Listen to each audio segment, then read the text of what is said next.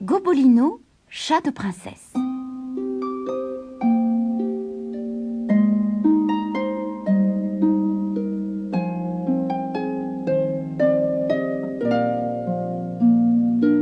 Gobolino, le chat de sorcière qui voulait devenir chat domestique, était assis tout seul au bord de la route, quand il entendit le galop d'un cheval.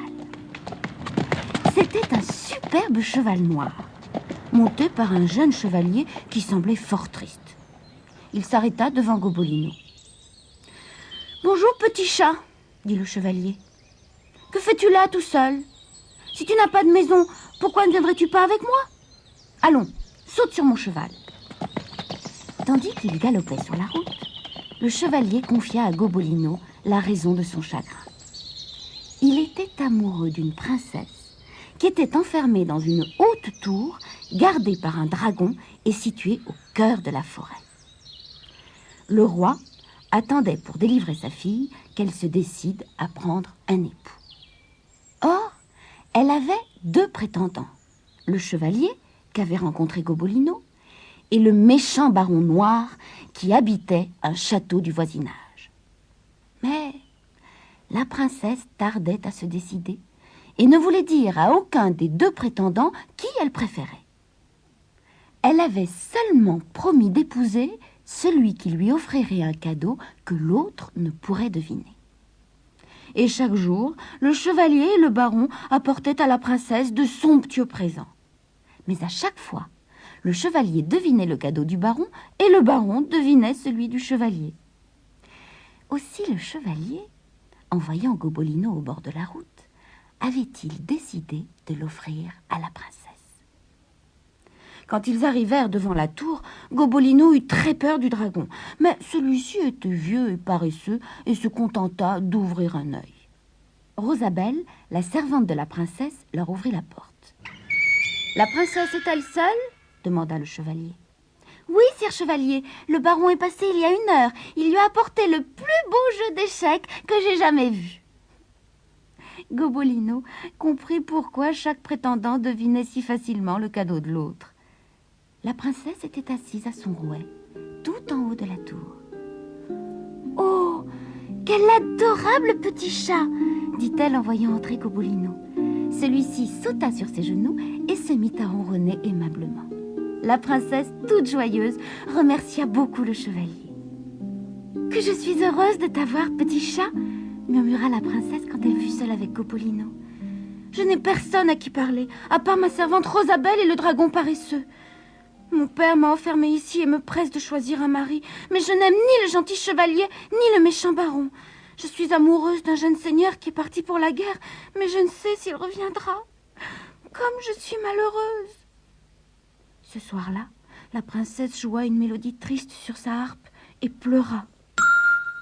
« S'il ne revient pas, je serai obligée d'épouser le chevalier, » confia-t-elle à Gobolino.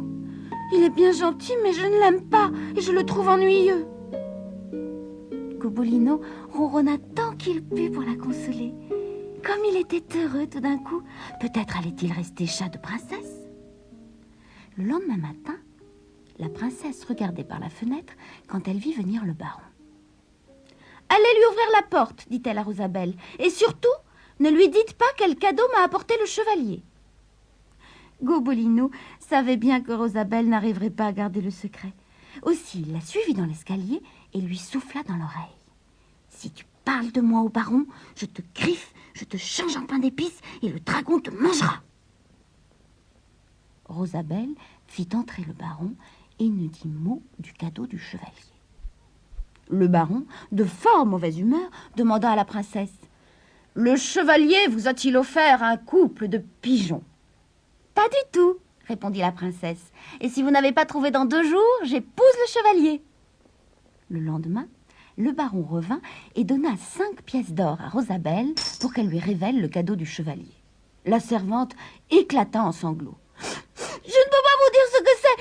Si je parle, ce cadeau-là va me griffer, me transformer en pain d'épices et me donner en pâture au dragon. »« C'est un chat !» s'exclama le baron. « Et un chat de sorcière !» Le baron s'élança dans l'escalier. Le chevalier, qui arrivait à ce moment-là, courut derrière lui. « J'ai deviné, c'est un chat de sorcière !» cria le baron à la princesse. « Il n'a pas deviné, Rosabelle a parlé !» rétorqua le chevalier. « Princesse, voulez-vous m'épouser ?» Avant même que la princesse ait pu répondre, le baron dégaina son épée et se jeta sur le chevalier. Mais pendant qu'il se battait, on entendit un cheval qui arrivait au grand galop. « C'est mon jeune seigneur !» s'écria la princesse qui s'était penchée par la fenêtre. Elle descendit l'escalier en courant et se jeta dans les bras d'un fringant cavalier. Il l'assit devant lui sur son cheval et tous deux partirent si vite que la princesse, tout à sa joie, en oublia Gobolino. Pendant ce temps, le baron et le chevalier se battaient toujours.